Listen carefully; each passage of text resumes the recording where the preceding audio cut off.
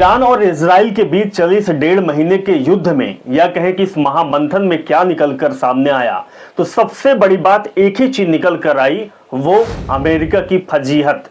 जो आप तस्वीर देख रहे हैं, ये तस्वीर होर्मुज़ स्ट्रेट की है। और सबसे बड़ी बात तो ये रही कि चीन और रशिया अब अमेरिका को चौतरफा घेर लिया है, घेराबंदी शुरू हो गई है। ये जो तस्वीर आप देख रहे हैं, जो ये जहाजें देख रहे हैं, ये अमेरिका की है। और अमेरिका होर्मुज़ स्ट्रेट से तेल भरे टैंकर लेकर भाग रहा था, या कहें कि यह बैरिकेड तोड़कर जा रहा था। उसको लग रहा था कि सब कुछ सामान्य रहेगा, लेकिन जो हुआ वो बहुत हैरान करने वाला था।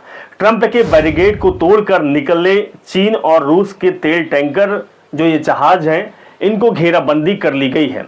तस्वीर आपको दिखा रहे हैं, होर्मुज़ स्ट्रेट की तस्वीर है और इसमें लिखा गया है कि Russia and China will break the US blockade at the exit of the strait of Hormuz. यानी कि स्ट्रेट ऑफ होर्मुज़ में जो बैरिकेड लग गया है, जहां पर अब टोल देना पड़ेगा ईरान को, लेकिन अमेरिका अपनी तानाशाही पर उतरा हुआ है। अमेरिका को लग रहा है कि सब कुछ आसानी से चलता रहेगा, जिस तरीके से पहले चल रहा था, लेकिन अब ऐसा चलने वाला नहीं है। ईरान इस युद्ध में सबसे बड़ी जीत तो यही हासिल कर ली है कि उसने दुनिया के नब्ज को पकड़ लिया है।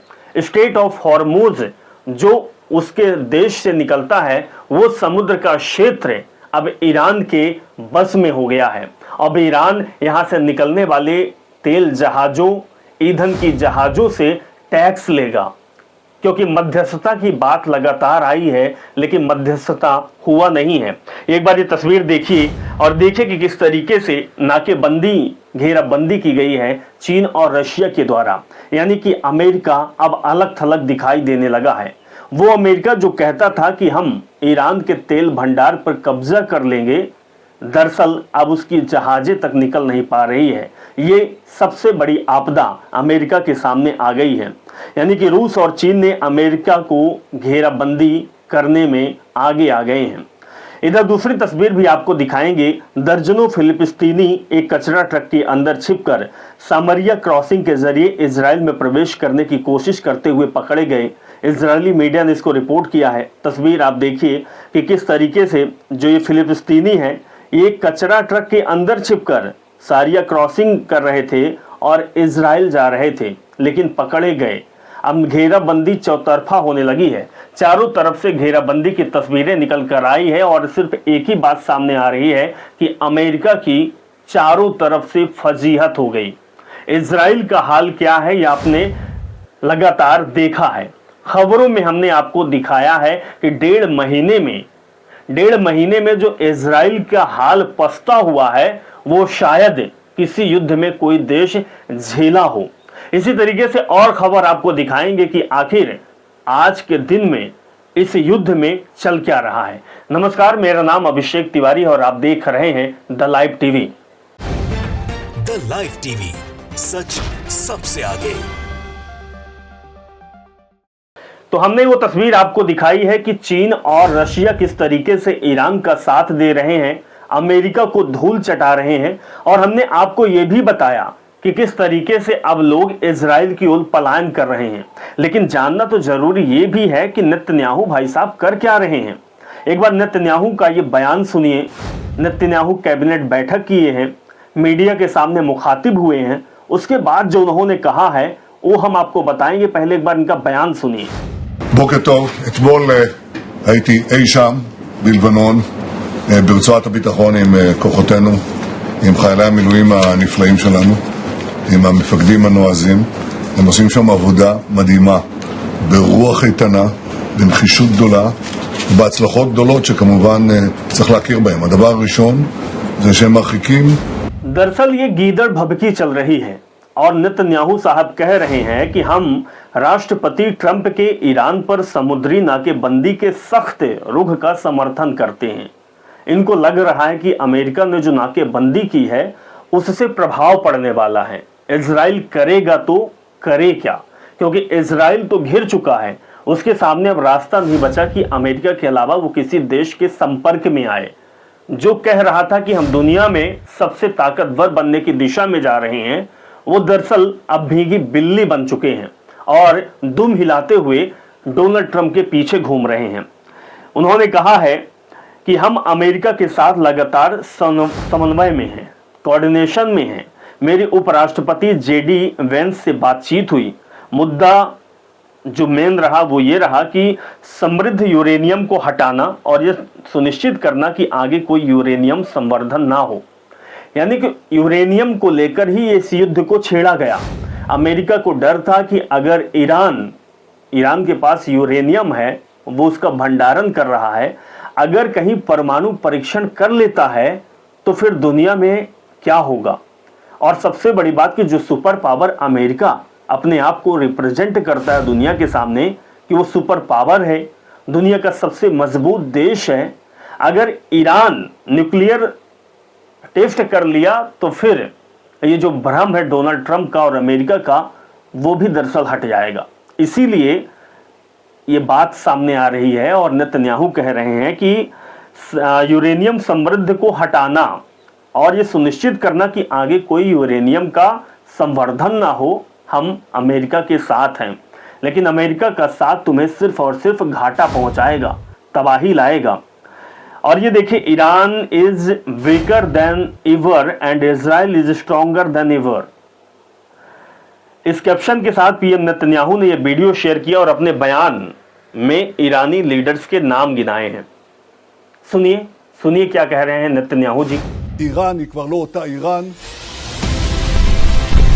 גם ישראל היא לא אותה ישראל. הצלחנו לקטוש את תוכנית הגרעין, לקטוש את תוכנית הטילים, לקטוש את המשטר באיראן.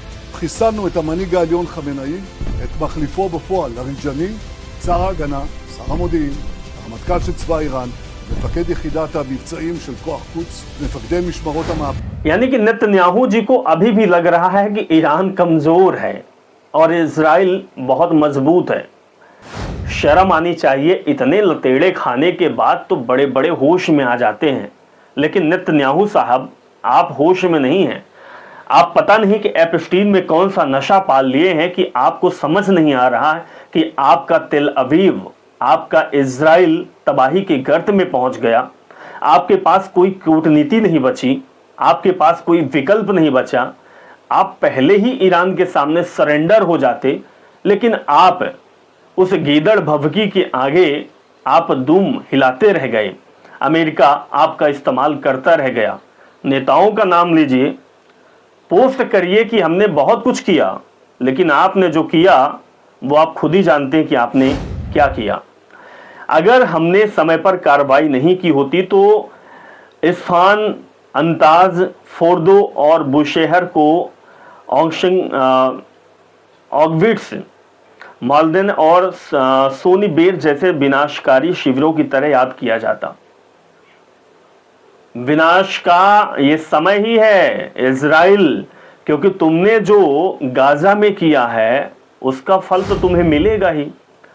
विनाश हो चुका है, बस तुम्हें समझ में नहीं आ रहा है, या कहे कि तुम अपने आप को सिर्फ रिप्रेजेंट नहीं कर रहे हो। उन्होंने कहा है कि हम यहां यह सुनिश्चित करने के लिए हैं कि दोबारा कोई होलोकॉस्ट ना हो। ये इजराइल का बयान आया है नेतन्याहू का। सुन लीजिए नेतन्याहू जी, बहुत आप भी बहुत अनर्गल बातचीत करते हैं, कोई लहजा नहीं है, कोई बातचीत का तरीका नहीं है।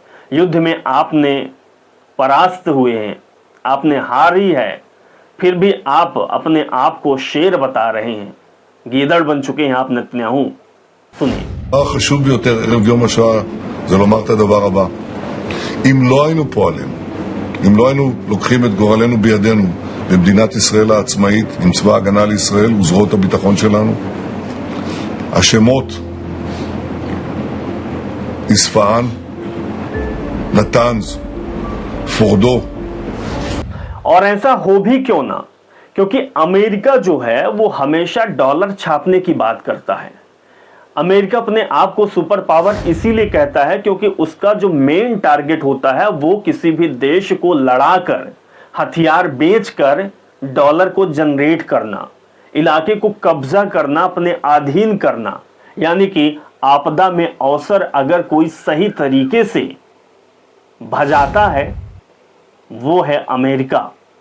दरअसल रिपोर्ट के मुताबिक करीब 121 खाली तेल टैंकर अमेरिका की ओर जा रहे हैं ताकि वहां से तेल और गैस लोड कर सके। डोनाल्ड ट्रंप ने होर्मुज़ में बाधा झेल रहे देशों से कहा है कि वे अमेरिकी ऊर्जा सप्लाई की ओर रुख करें।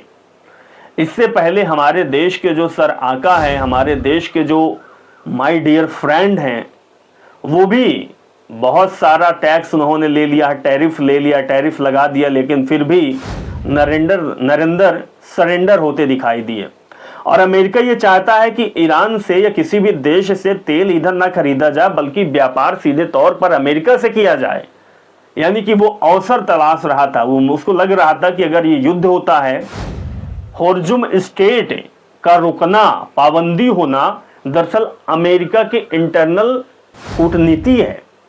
वो चाहता था कि ऐसा हो तभी तो हम तेल बेचेंगे।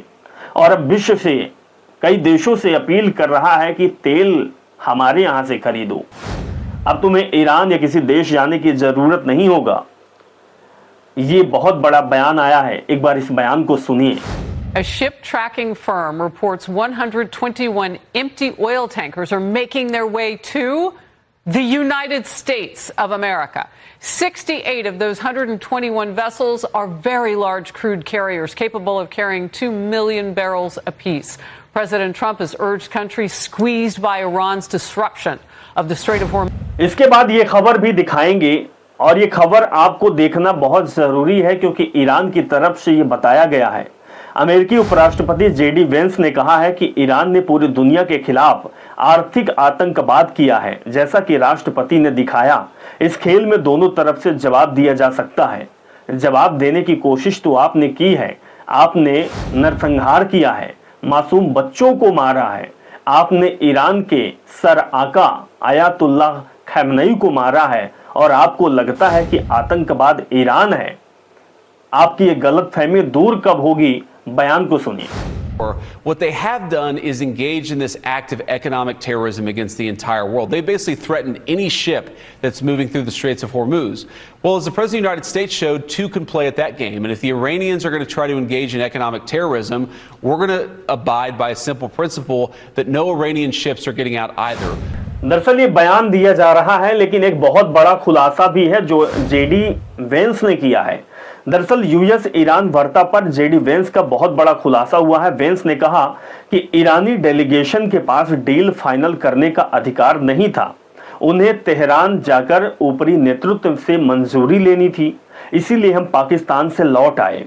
हमने अपनी रेड लाइंस साफ रखी। अब गेंद ईरान के पाले में है और अगर ईरान चाहे तो उसे सामान्य देश की तरह ट्रीट किया जा सकता है।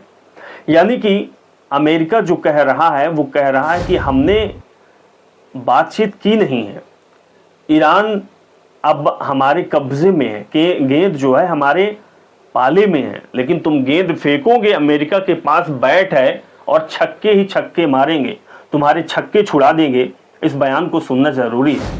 Now, what's interesting, Brett, about this is that in the process of doing this negotiation, I do think that we acquired some knowledge about how the Iranians are negotiating. And this is ultimately why we left Pakistan, because what we figured out is that they were unable, I think the team that was there was unable to cut a deal, and they had to go back to Tehran. भाई ये तो बयानबाजी है, लेकिन बयानबाजी के साथ मैदान में क्या चल रहा है ये तस्वीर भी आपको देखनी जरूरी है। बेरूत के आसपास के इलाकों में मंडराते इजरायली ड्रोन, ये तस्वीर आपको दिखा रहे हैं, इजरायली ड्रोन है। हिजबुल्लाह के ठिकानों पर पिन पॉइंट स्ट्राइक के लिए IDF ड्रोन का बड़े पैमाने पर इस्तेमाल किया जा रहा है। यानी कि इजराइल को ये पता चल गया है कि इस युद्ध में जो सबसे मजबूती से लड़ सकता है वो हिजबुल्लाह है, IRGC है, लेकिन उसको ये नहीं पता कि ईरान की हर एक जनता, ईरान का हर एक नागरिक इसी मजबूती के साथ खड़ा हुआ है, अपने देश के साथ है। दूसरी तरफ नेतन्याहू खुलेआम दावा कर रहे हैं कि अमेरिकी उपराष्ट्रपति और प्रशासन उन्हें प्रतिदिन विस्तृत रिपोर्ट देते हैं। यानी कि रिपोर्ट आप लेते रहिए, आप अपनी फजीहत करवाते रहिए।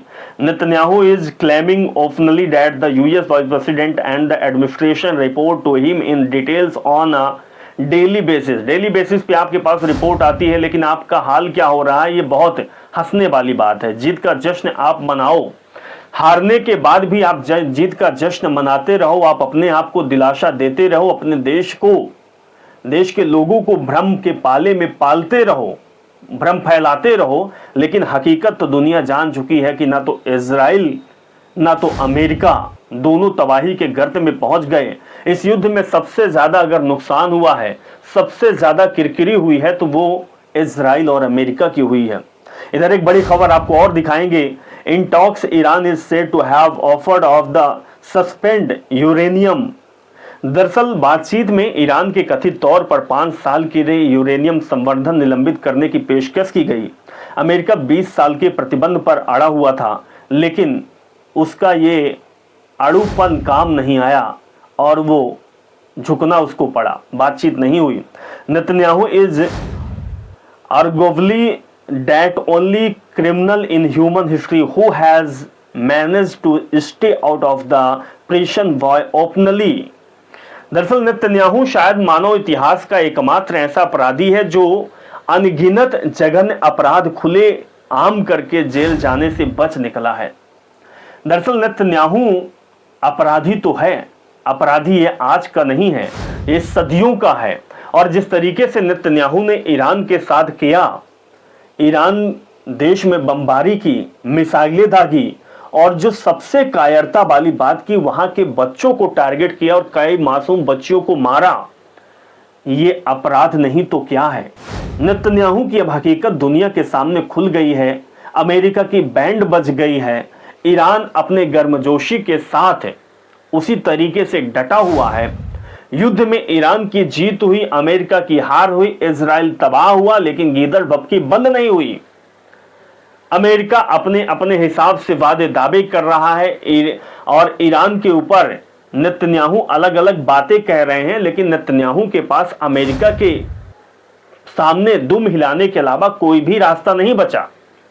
इसीलिए कहते हैं कि भैया जब आपके पास मजबूती ना हो, आपके अंदर कुवत ना हो, तो फिर आप सरेंडर रहिए। अब हम ये नहीं कहते हैं कि नरेंद्र जैसा सरेंडर रहिए, लेकिन सरेंडर आप हो जाइए, और नहीं तो आपके इसी तरीके से फजीहत होगी जिस तरीके से आपकी हुई है। इस युद्ध में नेतन्याहू और डोनाल्ड ट्रंप का हाल जो हुआ है वो किसी से छिपा नहीं है। दुनिया के सामने उन्होंने फरमान जारी किया, गीदड़ भभकी की कि ईरान युद्ध को रोके, सीज फायर की बात की। अब सोचिए कि पाकिस्तान जैसा देश अगर सीज फायर की बात करता है, मध्यस्थता की बात करता है, अमेरिका वहां पर पहुंचता है, इजराइल पहुंचता है और ईरान पीठ दिखाकर निकल आता है, कहता है कि बात करने की जरूरत नहीं है, हम तुमसे बातचीत करेंगे नहीं क्योंकि तुम्हारे पास क्षमता बातचीत का है नहीं। अगर तुम युद्ध लड़ोगे, तुम मिसाइलें दागोगे तो हम तुम्हें तबाह कर देंगे। ये हम दिखा चुके हैं, हमें बताने की जरूरत नहीं है। हमें ट्विटर पर, एक्स पर पोस्ट करके ये बताने की जरूरत नहीं है कि हम कितने मजबूत हैं या हम क्या कर सकते हैं। ईरान ये साबित कर दिया है कि जो हम कह सकते हैं वो हम कर सकते हैं, और करने के बाद हम कहते नहीं हैं। दर्शकों, आपकी क्या राय है, आप कमेंट पर जरूर बताएं। नमस्कार। द लाइव टीवी, सच सबसे आगे।